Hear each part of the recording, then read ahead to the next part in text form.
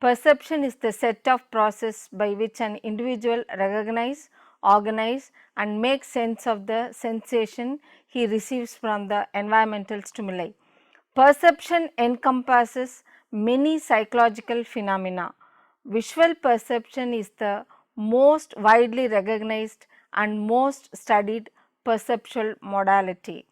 The existence of perceptual illusion suggests that what an individual senses is not necessarily what he perceives. Our minds must be taking the available sensory information and manipulating that information somehow to create mental representation of objects, properties and spatial relationships of the environments. Moreover, the way one represents these objects will depend in part of on viewpoint in perceiving the objects.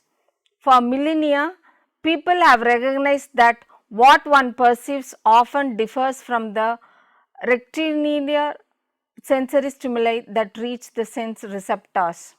Architects are not the only ones to have recognized some fundamental principles of perception. For centuries, artists have known how to lead us to perceive three-dimensional percepts when viewing two-dimensional images. Such stable perception occurs despite constant changes in the size and shape of what one observes.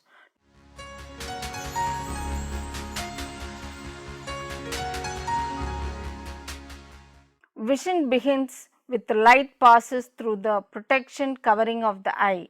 This covering, the cornea, is the clear dome that protects the eye. The light then passes through the pupil, the opening in the center of the iris. Light then passes through crystalline lines and vitreous humor. The crystalline lens is a transparent membrane located behind the iris. This membrane can flex or relax to allow one to view objects both close and at a distance. The vitreous humor is a gel-like substance that comprises the majority of the eye. The major role of the vitreous humor is to provide support for the eye. This process results in the refraction, a change in direction and speed of the light entering the eye. Refracted light focuses on the retina, a network of neurons extending over most of the back surface of the interior of the eye. The retina is where electromagnetic light energy is transduced, that is converted into neural electrochemical impulses. Although the retina is only about as thick as a single page in a book, it nevertheless consists of three main layers of neural tissue. The first layer of neuronal tissue closest to the front, outward facing the surface of the eye is the layer of ganglion cells whose axon constitute the optic nerve. The second layer consists of three kinds of interneuron cells. Amacrine cells and horizontal cells make single lateral connections among adjacent areas of the retina in the middle layer of cells. Bipolar cells make dual connections forward and outward to the ganglion cells as well as backward and inward.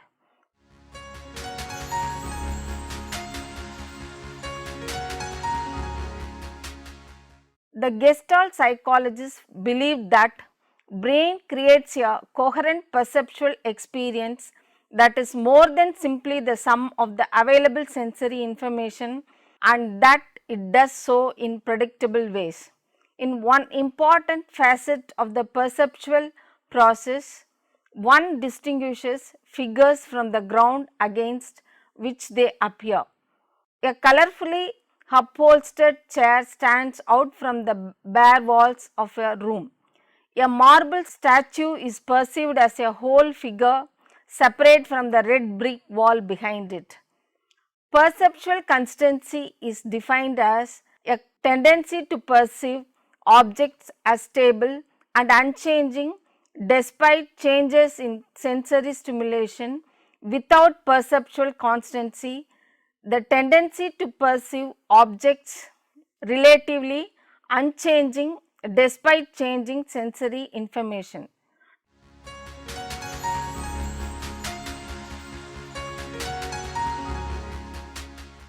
When objects are close to one another, one tends to perceive it together rather than separately. Most people would perceive these 7 lines as 3 pairs and an extra line at the right because of the relative proximity of the pairs of lines. Similarity. Objects that are of a similar color, size or shape are usually perceived as a part of pattern. Most people would perceive the first figure vertically as a columns of dots and dashes, not horizontally as a rows of alternating dots and dashes. Closure.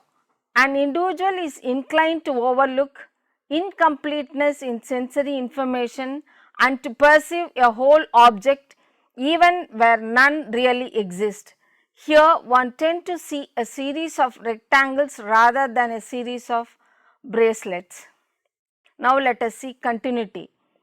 Items that continue a pattern or direction tend to be grouped together as a part of the pattern.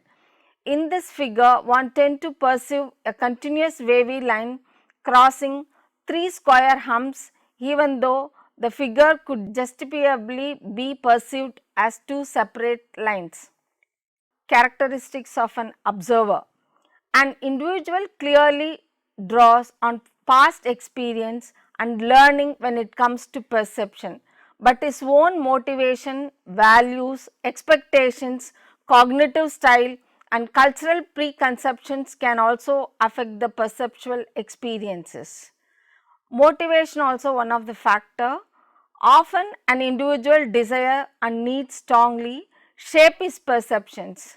People in need are likely to perceive something that they think will satisfy that need.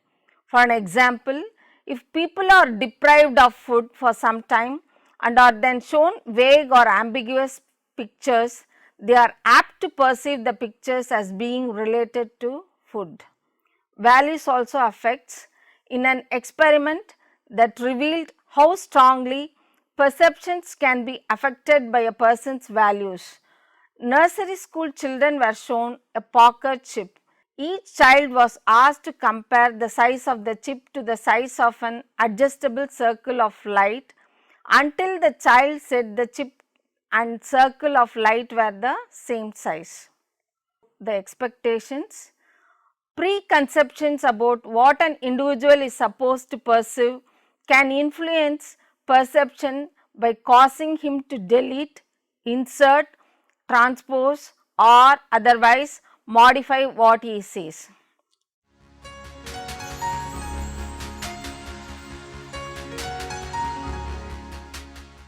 People taking the field dependent approach tend to perceive the environment as a whole and do not clearly delineate in their minds the shape, color, size or other qualities of individual items. People who are field independent are more likely to perceive the elements of the environment as separate and distinct from one another and draw each element as standing out from the background. Cognitive styles can also be viewed from the perspective of levelers and sharpeners. Those level out of distinctions among objects and those who magnify them. Now let us see about experience and culture. Cultural background also influences people's perceptions. Cultural differences in people's experiences can also influence how people use perceptual cues. Historically, for an example, the Mupti pygmies of Zaire seldom left the Ituri rainforest and rarely encountered objects that were more than a few feet away. Perception of distance and depth. Visual cues requiring the use of one eye is called monocular cue and visual cues requiring both the eyes are known as binocular cues, perceiving depth and size. The problem of finding depth from two-dimensional retinal images is an underdetermined problem. However, the human eye achieves this great ease in almost no time. The first question to ask is what information contained in this two-dimensional image makes us perceive depth. This is called the cue approach. This approach focuses on identifying the elements of information in the two-dimensional scene that is related to depth of the scene. The depth cues can be divided in three different categories. Oculomotor, these are cues based on the ability to sense the position of the eyes and the tension in the eye muscles. Monocular, cues that work with one eye. Binocular, cues that depend on two frontal eyes.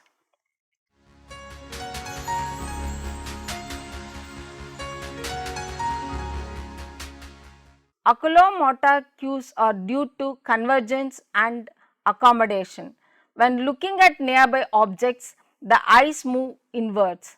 This is called convergence, and when looking at faraway objects, the eyes move outward. This is associated with accommodation. When the eyes move inward, there is a tightening of the muscles that hold the lens to get the eye to focus close by. When the eye moves outward, muscles relax. An individual can sense both of these, which give an estimate about the depth of the object. One can experience this by moving an object at its arm's length closer and closer to the eye to feel the tightening of the muscles, and then move it back again to feel the muscles relax.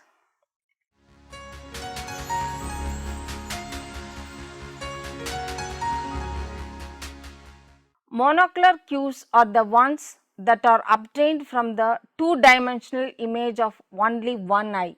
These include occlusion. When one object is hidden fully or partially, this hidden object is considered to be further away. Behind object which is covering it, relative cues. The second cue is that of relative height. The objects that are further away have higher bases in the image.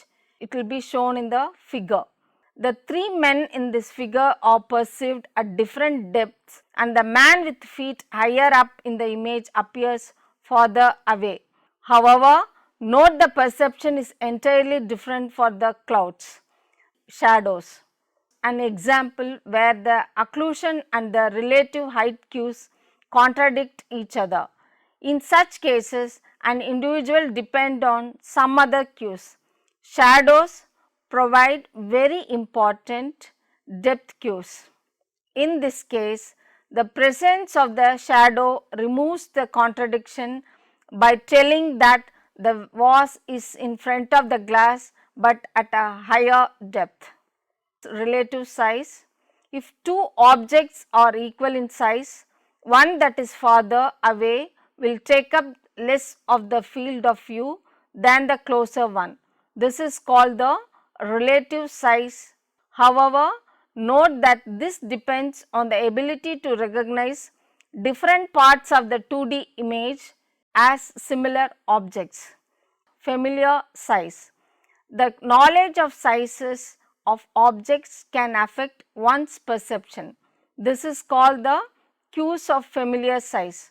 For an example, familiarity with the size of the different types of coins is important in perceive the depth of the array of dimes and quarters in figure.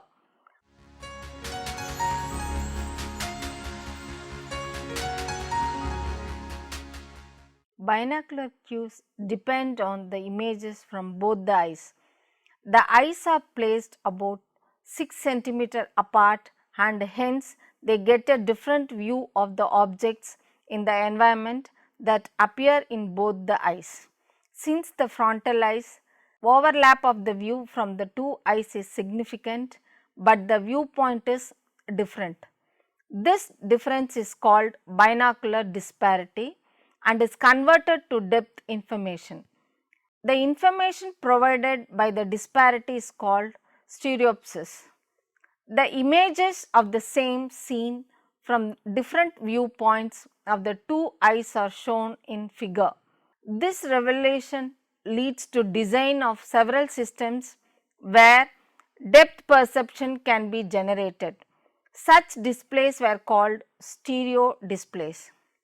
One popular approach was taken in cinema projection where differently polarized light was used to project the images from two different viewpoints on the same screen. The users were provided with glasses.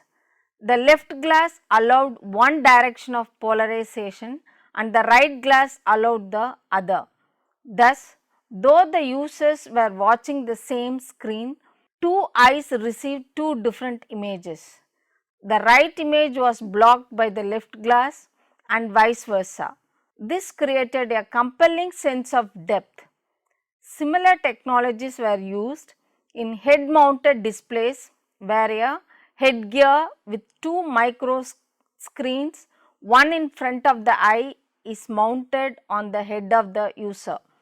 The images of scenes are generated from two different viewpoints and projected on the two different screens to create a compelling sense of depth.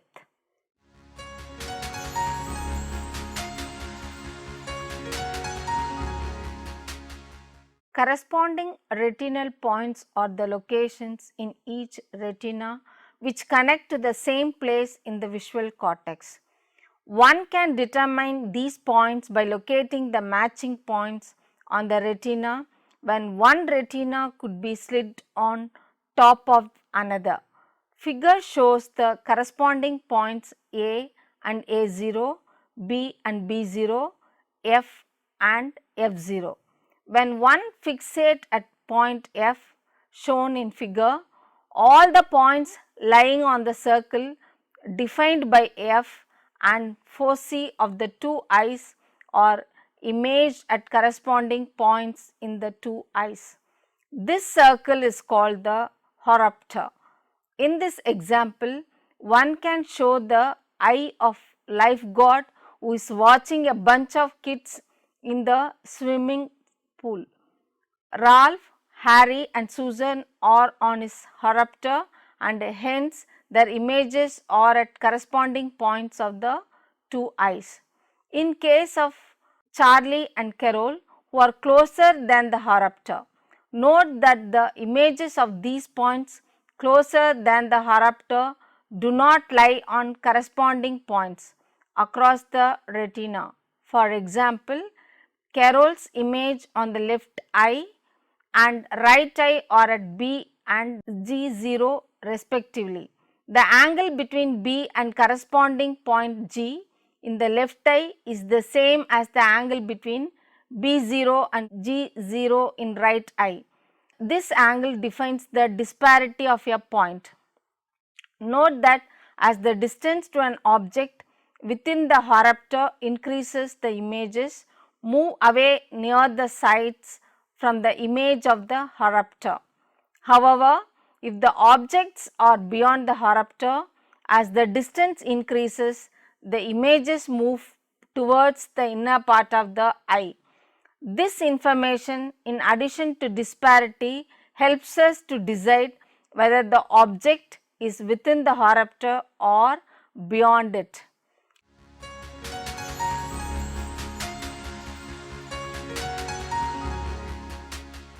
Perception of size depends closely on perception of depth. If the size of an object in retinal image B or the depth of object D and the focal length of I, the perceived size S is related to these by similar triangle equation. S divided by R equal to D divided by F. S equal to dr divided by F. This was also demonstrated by a very effective experiment. The experiment setup and the results are shown in figure. A person was positioned at the junction of two always. A comparison pattern was in front of him. On his right was a test circle. The size of the test circle was increased proportionately with its depth as per equation, so that the size of the retinal image remains the same. Then he was asked to change the size of comparison circle to match the size of the test circle he perceives. The size of the test circle in the retina remained the same. The size was changed with depth to keep the retinal image same. The right image of figure plots the perceived size of the test circle with its distance from the viewer. The slanted dashed line shows the actual change in size of the test circle, and the horizontal dashed line shows the size of the retinal image, which is constant. Line 1 shows the subject's perception when all the depth cues were present. This shows that though the retinal size is same, the user can make use of depth cues to perceive a size that is close to reality. Line 2 shows the results when one of the subject's eye was closed, that is, when binocular cue was absent. Line 3 shows the perceived size when the subject was looking through a peephole, so that all monocular cues are absent. Line 4 shows the response when the walls were covered with drapes, so that there are no shading cues.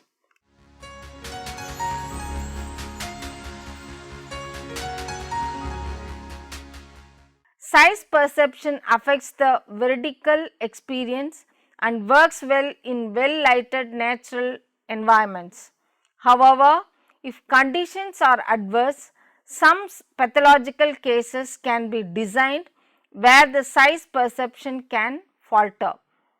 The left image of figure shows that the vertical line of the left figure looks shorter than that of the right figure, though if one measures them with scale they are the same. The right image figure is one possible explanation. These two lines represent an outside and inside corner respectively. Since the depth of the inside corner is more, one tends to perceive the line as longer following the equation. However, note that this explanation cannot explain the three-dimensional Muller-Lyer illusion that can be easily constructed by a couple of books. Here, even though these are not perceived as corner, one perceives the space between the left one to be smaller than the right one, though when measured they are the same. The second explanation that seems more plausible is that of conflicting cues. This says that the perception of the length of the lines depend not only on the actual length of the figures, but also on the overall length of the figure. If the overall length of the figure is more, one tends to perceive the line as longer. This is further strengthened by another example of this illusion in figure.